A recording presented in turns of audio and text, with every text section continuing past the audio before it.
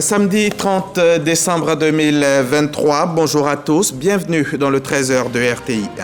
Le Premier ministre des Sports et du Cadre de vie était hier vendredi sur les chantiers de l'échangeur de Makassi-Williamsville et de l'ouvrage au rond-point Mairie-d'Abobo. Satisfait du taux d'avancement des travaux, Robert Mambé-Begré annonce l'ouverture de la voie dans une dizaine de jours pour une meilleure fluidité. Alors que nous sommes en pleine festivité de fin d'année, certains aliments de base connaissent une hausse de prix et les ménages voient leur pouvoir d'achat impacté en cette période. Nos reporters ont fait un tour dans les marchés de Boaké pour en faire le constat. C'est à suivre dans une vingtaine de minutes. C'est demain, dimanche, que la RDC connaîtra le nom de son prochain président pour les 5 années à venir. Le pays suit l'annonce au compte-gouttes des tendances partielles par la commission électorale qui, chaque jour, à la télévision nationale, égrène les chiffres. Le pouvoir affiche un visage serein avant l'annonce prévue demain. Dans 10 jours, tout au plus, les automobilistes pourraient assurer la liaison entre Abidjan, Agban et Anyama sans discontinuer. C'est la bonne nouvelle annoncée hier par Robert Mambé-Begré à l'issue de la visite des chantiers de l'échangeur de Makassi-Williamsville et de l'aménagement du rond-point de la mairie d'Abobo. Deux ouvrages qui vont absolument fluidifier la circulation dans la commune. Rien ne doit entraver la circulation des biens et des personnes durant la CAN 2023. Il faut faire vite et bien, des injonctions de Robert Begré-Mambé qui sont appliquées de bout en bout par le ministre de l'Équipement et de l'Entretien routier. Par exemple, ici à Makassi, l'ouvrage d'art à tablier métallique assure déjà parfaitement la fluidité entre les communes d'Adjamé et d'Abobo, où tous les regards sont désormais tournés. Les travaux en ce qui concerne les ouvrages d'accès et de sortie sont terminés à près de 98%. Il reste au niveau d'Abobo des embranchements à réaliser, mais ça, on a le temps de le faire et les travaux se déroulent assez bien. Cela veut dire que d'ici une dizaine de jours au maximum, on devrait pouvoir assurer la liaison entre Abidjan, Agban et Anyama. Ici, l'ouvrage d'une longueur de 200 mètres permettra de désengorger le trafic routier sur le tronçon Abidjan-Agban jusqu'à Anyama via Abobo. Le Premier ministre et son équipe l'ont parcouru à pied pour apprécier la teneur des travaux. C'est la Côte d'Ivoire en marche. Et je pense que la proximité de la CAN est une réjouissance pour nous parce que ceux qui vont rallier BMP pourront passer ici beaucoup plus aisément qu'auparavant. Avec ce que nous venons de voir, il faut dire que les 60 000 véhicules jour qui sont en transit sur ce tronçon pourront bientôt être libérés des entraves, des cisaillements du trafic.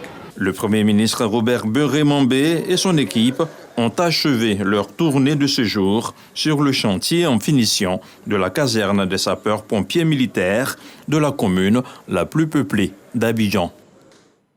C'était un commentaire d'Abdoulaye Koné sur des images d'Adama Kéré. Hier, vendredi, les députés de Côte d'Ivoire ont clôturé la deuxième session ordinaire 2023 lors d'une cérémonie solennelle à l'Assemblée nationale. Le président de l'institution, Adama Bictogo, adressa un bilan de la session, mettant en avant l'adoption de 16 textes, dont des lois budgétaires et des réformes majeures. Le compte-rendu complet de Sidonie Davila. Dans une atmosphère de solennité, l'Assemblée nationale a clôturé sa deuxième session ordinaire de l'année 2023. Lors de cette cérémonie, le président de l'institution, Adama Bictogo, a dressé le bilan des travaux effectués, soulignant les avancées significatives réalisées au cours de cette période. Bien qu'étant qualifiée de budgétaire, cette deuxième session a vu, outre l'examen du budget de l'État, l'examen d'autres textes de loi. Pour l'année 2024, il ressort que le budget de l'État se chiffre à 13 720 milliards 700 millions de francs CFA, contre 11 694 400 000 en 2023, soit une augmentation de 17,3%. Cette croissance du budget témoigne du dynamisme de l'économie ivoirienne qui a su faire preuve de résilience malgré un environnement international défavorable. Aussi, ce budget répond-il globalement aux problématiques majeures et actuelles de la nation ivoirienne, dont notamment la lutte contre la cherté de la vie, l'organisation de la CAN 2023, l'accélération des investissements dans les secteurs moteurs de la croissance, le renforcement des infrastructures socio-économiques, la consolidation du dispositif sécuritaire et l'accroissement des dépenses en faveur de la réduction de la pauvreté et des disparités sociales. 12 autres projets de loi, ainsi qu'une proposition de résolution portant modification du règlement de l'Assemblée nationale ont été adoptés. Ce sont donc, au total, 16 textes qui ont été adoptés par notre Chambre lors de cette deuxième session ordinaire, à l'issue de 27 séances en commission et de 6 séances plénières. Vous l'avez compris, cette session parlementaire qui n'a duré que 3 mois a donné lieu à une importante production législative. Alors que l'Assemblée nationale prend une pause bien méritée, les regards se tournent vers l'organisation réussie de la Coupe d'Afrique des Nations, qui va se tenir dans seulement 18 jours. Évoquant avec enthousiasme cette période passionnante pour le pays, Adama Bictogo appelle à un sursaut patriotique. J'appelle du haut de cette tribune à davantage de mobilisation et de soutien en faveur du comité d'organisation de la CAN, nommé COCAN, de la Fédération ivoirienne de football et des éléphants de Côte d'Ivoire, notre équipe nationale. Je souhaite que cette CAN soit les plus conviviales, afin que tous les peuples frères communient autour du football, facteur d'intégration. La cérémonie de clôture de la deuxième session a rassemblé un parterre de personnalités, comprenant des présidents d'institutions, des membres du gouvernement, ainsi que des représentants du corps diplomatique. Parmi les invités de marque, le haut représentant du chef de l'État, Gilbert Kafana Koné. Le discours d'Adama Bictogo a donc été riche en bilan, en reconnaissance institutionnelle et appel patriotique pour la réussite de la prochaine CAN en Côte d'Ivoire. Et juste après la cérémonie officielle, nos reporters ont recueilli les réactions de quelques parlementaires. Ce vendredi 29 décembre, date de clôture de la deuxième session ordinaire de l'Assemblée nationale. Pour la séance, un seul point à l'ordre du jour, le discours du président Adama Bictogo. Nous avons assisté, comme d'habitude, à un brillant discours du président Adama Bictogo qui a rappelé tout le travail qui a été fait au bénéfice des populations durant cette deuxième session, qui était essentiellement budgétaire, mais qui a aussi profité pour faire un bilan de toutes les actions qui ont été entreprises dans le cadre de la diplomatie parlementaire. Nous venons d'achever la deuxième session de l'année, comme le recommande la Constitution. Et je pense que pendant toute l'année, le Parlement ivoirien s'est attelé à travailler dans l'intérêt de nos populations. Des lois essentielles ont été votées. Le président de l'Assemblée nationale nous a rappelé, sinon nous a invités à s'inscrire dans une dynamique participative, mais dans une réelle complicité avec nos sœurs, nos frères de l'autre branche du Parlement, qui est le Sénat. Il nous met en mission et à la veille de la Coupe d'Afrique des Nations, afin que chaque élu soit un ambassadeur de la Côte d'Ivoire, parce que nous allons recevoir beaucoup d'étrangers dans notre pays. Il faudrait qu'on montre le meilleur visage possible de notre pays. Dans son adresse, le président de l'Assemblée nationale s'est félicité de l'implication de l'ensemble des députés issus de toutes les sensibilités politiques dans les activités parlementaires. Je souhaite aux députés de s'élever et de comprendre que tout ce que nous faisons ici, c'est pour la nation. D'essayer de casser les barrières qu'il y a entre les partis politiques. Lorsqu'il y a une étude de texte, on étudie un problème national. Et nous devons oublier nos appartenances politiques. Nous avons adopté des lois qu'il faudra bien sûr parfaire. Mais je pense que l'Assemblée travaille à remplir sa mission de représentation et d'exposition des problèmes au niveau des populations. Je pense que le travail est bon. Cette année 2023, 31 projets de loi ont été examinés, dont 16 étudiés lors de la deuxième session ordinaire. des textes qui ont un réel impact sur le quotidien des populations. La loi sur la nationalité, elle est bienvenue. L'effort que le gouvernement fait par rapport à la nationalité, vous avez entendu parler des questions de passeport. Il est bien justement que nous puissions avoir un regard assez appuyé sur cette question. De plus en plus, dans le fond, on se rapproche des dossiers sensibles. La question de la cherté de la vie, la question de l'emploi, la question de la sécurité. Donc de plus en plus, je sens qu'on commence à se rapprocher de ces questions sensibles, mais il faut qu'on aille beaucoup plus loin pour le service des populations. Cette journée marque donc la fin des travaux parlementaires pour l'année 2023. Rendez-vous est donc pris en janvier 2024 pour la reprise. Des réactions recueillies au micro de Moussa Konaté et Vao Richard. Daloa a désormais son antenne régionale du commissariat des armées. Plus besoin pour les militaires de la région du Haut-Sassandra de faire le déplacement d'Abidjan pour des besoins administratifs. C'est un projet de l'État de Côte d'Ivoire pour améliorer le soutien aux troupes et garantir aux militaires de meilleures conditions de vie et de travail. D'où ce processus de déconcentration de l'administration militaire. Depuis Daloa, un reportage de Walter Amadou Ouattara et Zakaria Traoré. Composée de 18 bureaux, l'antenne régionale du commissariat des armées, située au 2e bataillon d'infanterie à Daloa, est un bâtiment flambant neuf, bâti sur une superficie de 500 mètres carrés. Deuxième du genre, après celui de Boaké, c'est la matérialisation de la montée en puissance de la politique de décentralisation de l'administration militaire. C'est une antenne qui est chargée de la couverture et de soutien de la zone de Daloa et de l'Ouest. Et vraiment qui est une antenne stratégique qui permet vraiment de résoudre en amont tous les problèmes de soutien au lieu d'aller jusqu'à Abidjan. Aujourd'hui, tout se résout au niveau de l'antenne. Et cela donne vraiment le moral à la troupe qui n'a vraiment pas besoin de se déplacer à des centaines de kilomètres pour aller résoudre les problèmes administratifs, logistiques et autres. Procédant à l'inauguration de cette antenne régionale du commissariat des armées, Téné Birahima Ouattara, ministre d'État, ministre de la Défense, rappelle l'engagement du président de la République qui tient à l'amélioration permanente des conditions de vie et de travail des troupes. Beaucoup a été fait, il reste encore beaucoup à faire et j'ai promis aux soldats que nous allons nous y employer. Le général, le chef d'état-major général des armées, avec moi, nous avons pris des engagements à l'égard de la troupe. Je peux vous dire qu'avec le soutien de son Excellence, le président de la République, chef suprême des armées, nous arriverons à satisfaire ces besoins qui ont été exprimés.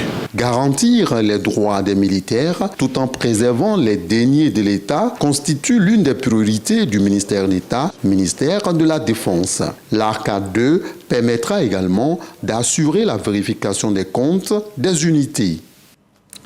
2023 s'achève demain, 31 décembre. Le tout dernier dimanche de la solidarité de l'année a eu lieu dans le GOR à Gagnoa. Les dimanches de la solidarité, c'est ce concept imaginé par le ministère de la Cohésion nationale, de la solidarité et de la lutte contre la pauvreté pour venir en aide aux familles les plus vulnérables de Côte d'Ivoire. Dimanche dernier donc, Belmonde Dogo et son équipe ont offert le sourire à plus de 1000 familles de la région pour cette période de fête. La joie et le bonheur encore au rendez-vous du dimanche de la solidarité, le dernier de l'année 2023. Tout se passe à Gagnoa, dans la région du GOR. Sur place, 1050 familles issues des départements de Gagnoa, de Guibérois et Oumé reçoivent l'expression de la solidarité de l'État. En vous disant merci, Madame la ministre, nous disons merci aussi à toutes ces autorités de la région du GOR qui font mains et pieds pour que la région du GOR soit dans la quiétude. Nos remerciements s'adressent particulièrement à son Excellence, Monsieur le Président de la République, qui attache une grande importance aux conditions de vie de l'ensemble de la population ivoirienne. Et comme il est de coutume, deuxième étape de cette activité à l'initiative du ministère de la Cohésion nationale, de la solidarité et de la lutte contre la pauvreté, visite surprise dans 8 familles.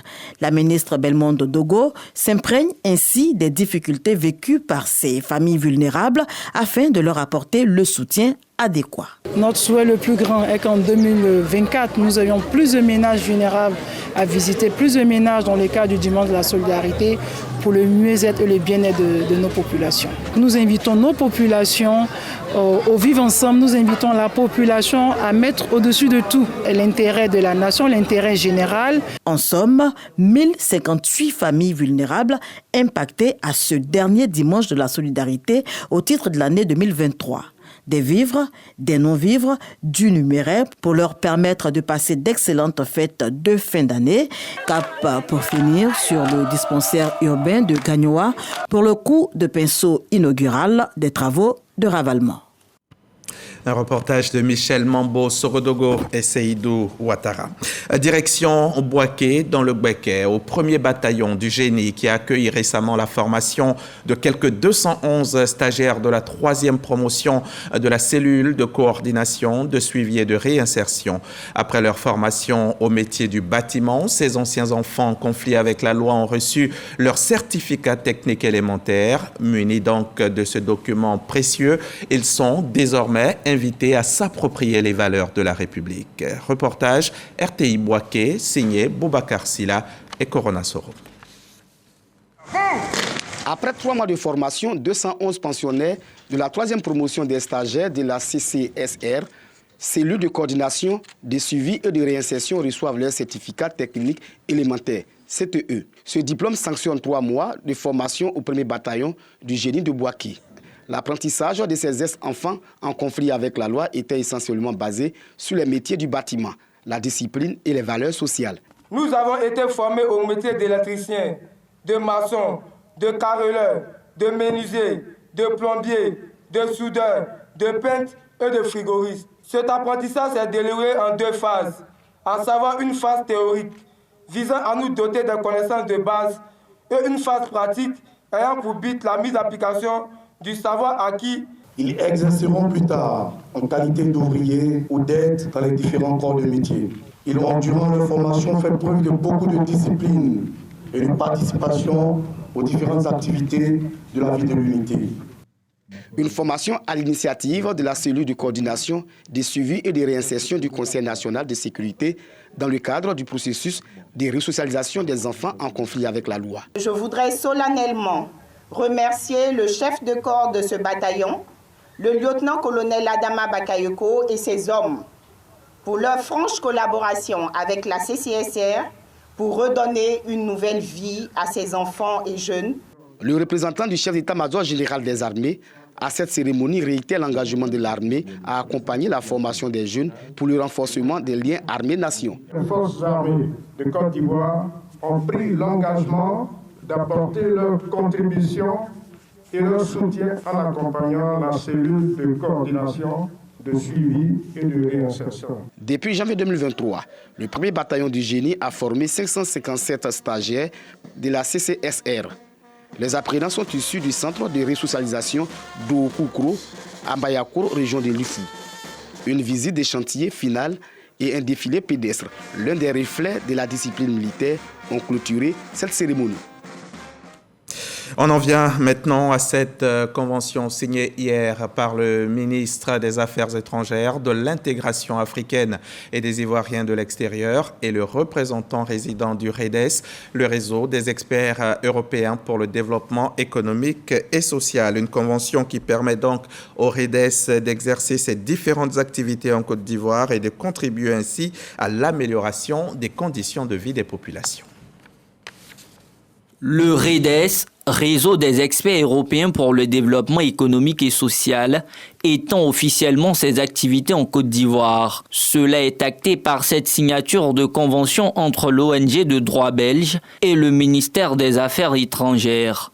Le REDES entend apporter sa pierre à l'édification du pays dans divers domaines. Désormais, nous avons, avec cet accord, les moyens juridiques pour réaliser d'importants projets dans plusieurs domaines notamment celui de la santé, de l'éducation, de la participation à la lutte contre l'immigration clandestine, la pauvreté, etc. Cette volonté du REDES à œuvrer pour l'amélioration des conditions de vie des populations ivoiriennes s'inscrit dans la dynamique de la vision Côte d'Ivoire 2030 du gouvernement, dont l'objectif est de réduire le taux de pauvreté en le ramenant de 39% à 20%. L'initiative est donc salutaire pour le ministre Léon Kakou-Adom. Je voudrais me féliciter de la signature de cet accord qui est l'expression de la volonté du gouvernement ivoirien de soutenir le REDES dans le déploiement de ces activités qui, de toute évidence, accompagneront la Côte d'Ivoire et tout particulièrement les communautés locales dans leurs efforts de développement économique et social. Le réseau des experts européens pour le développement économique et social est présent dans plus de 80 pays à travers le monde. Son siège social est à Bruxelles, en Belgique. C'est un récit de Khalil Diomandé. Yamoussoukro est en train de retrouver fière allure. La capitale redevient coquette.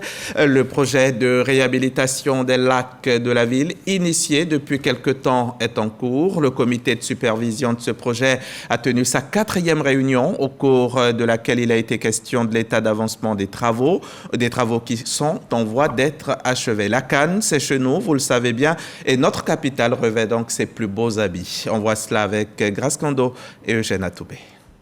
Comme lors des 3 précédentes rencontres du comité de supervision du projet de réhabilitation des lacs de Yamoussoukro, la fin de la réunion est consacrée à une visite de terrain.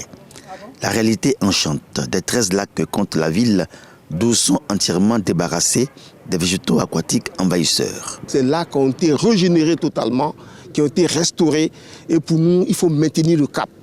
Parce que pas loin, la Cannes 2023 qui approche et Yamoussoukro doit accueillir cette Cannes. Le ministre de l'Environnement a mandaté le CIAPOL, a donné vraiment des orientations pour que nous puissions maintenir ces lacs dans un état de salubrité et qui sont des lacs attrayants pour nos visiteurs qui viendront pour la Cannes à Yamoussoukro. Quand j'arrive à Yamoussoukro, je trouve un plaisir quand même de venir voir le lac et puis ces crocodiles. C'est touristique. C'est aussi l'image de la Côte d'Ivoire. Le président Houphouët-Boigny, tout le monde parle toujours de lui. Il faudrait que Yamoussoukro reste comme une ville, je dirais, touristique. Les lacs qui autrefois rébutaient sont redevenus objets d'attraction. Anouma Dadié, conseiller spécial du ministre Jacques Kona Saoré, en charge de l'environnement et par ailleurs président du comité de supervision du projet, reconnaît que du travail a été fait. Autant se dévoile leur splendeur, autant les lacs de Yamoussoukro appellent à découvrir leurs fonctions touristiques et économiques. Le souhait que j'aurais formulé, c'est que tout le monde comprenne que les lacs ont une grande valeur et qu'on évite de les salir. Il va falloir donc les entretenir. Et lorsque le lac devant lequel vous êtes en train d'opérer sur le plan économique, lorsque ce lac-là il est propre, alors vous allez gagner en argent. La Coupe d'Afrique des Nations, il va y avoir un déferlement de touristes, de sportifs, de gens dans l'événementiel qui vont se retrouver à Yamoussoukro. Et ce ne serait vraiment pas intéressant de venir trouver nos lacs dans l'état dans lequel ils étaient jusque-là. Le président de la République avait juste en donnant des instructions pour que ces lacs-là soient nettoyés. La gestion des lacs dans un système intégré, aujourd'hui, s'avère être la solution la plus idoine. Parce que qu'on le veuille ou pas, il faut sauver ces lacs.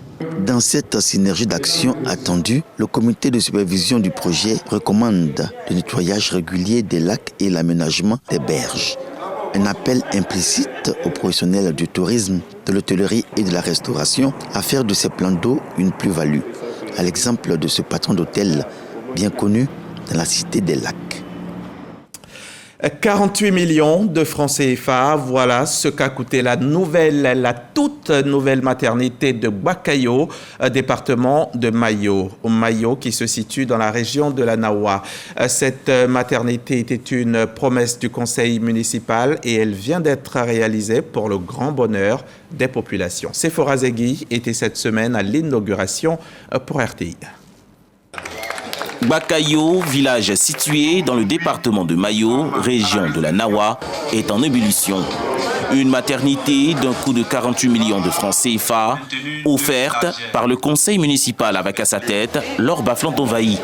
Cette maternité avec équipement vient mettre fin à la mortalité néonatale dans cette localité. La maternité de Gbakayo est composée de plusieurs espaces, dont une salle d'accouchement, un préau, un bureau de sage-femme et une salle d'observation, entre autres. Un investissement qui témoigne de l'engagement de la municipalité envers la santé maternelle et infantile, offrant des soins de qualité dans un environnement chaleureux. Gbakayo dispose désormais d'une maternité équipée de matériel médical de pointe d'une valeur de 15 millions de francs CFA. En marge de la cérémonie d'inauguration de la maternité, le conseil municipal a fait un bilan qui est jugé satisfaisant. En perspective, pour 2024, plusieurs actions sont à mettre en œuvre pour le développement de la localité de Mayo.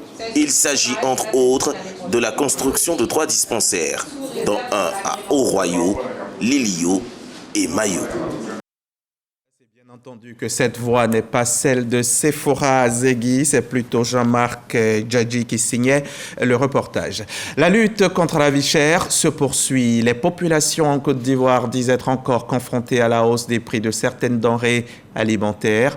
Dans le Béquet, à Boaké par exemple, sur les marchés, les prix de la tomate, de l'oignon et du chou ont un petit peu grimpé, et en cette période de fête, c'est un peu difficile pour les populations. Le constat de leur Goretti et Kader Sogodogo, RTI Boaké.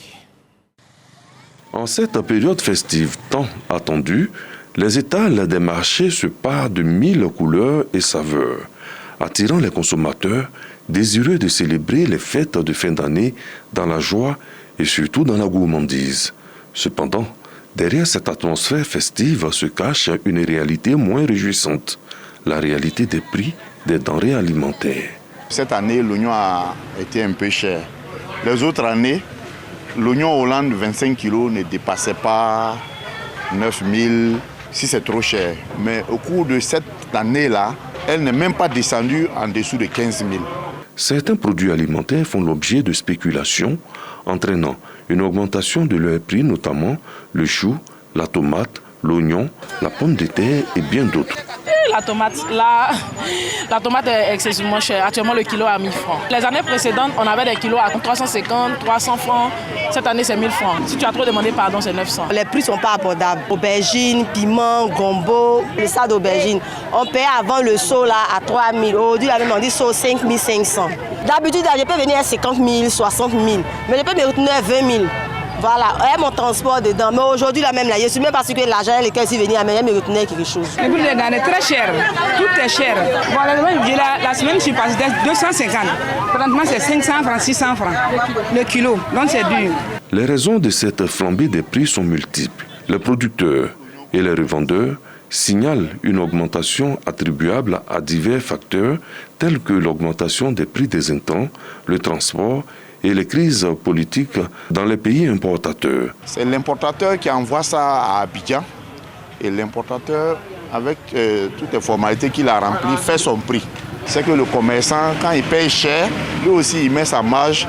C'est ce qui fait le plus souvent que ça prend un coup. En ce qui concerne même le Niger, avec la situation de crise qu'il y a là-bas, c'est devenu un peu compliqué pour le trajet. Tellement la sous la 500, ça quitte au Burkina venir, c'est à cause de ça, ça est devenu cher. En l'air qui est moins cher, là, il y a l'eau. Bon, en l'air, là, le vent est sorti, il n'y a pas l'eau. Néanmoins, on peut espérer une baisse considérable dans quelques mois. Oui, on peut espérer une baisse à partir de janvier, février, mars déjà. Le prix va passer, ce serait des périodes d'abondance au Niger ou du Burkina. Forcément, le coût va diminuer. Ce même oignon ou bien le même kilo qu'on trouve à 800 aujourd'hui peut être jusqu'à 400 ou bien à 300.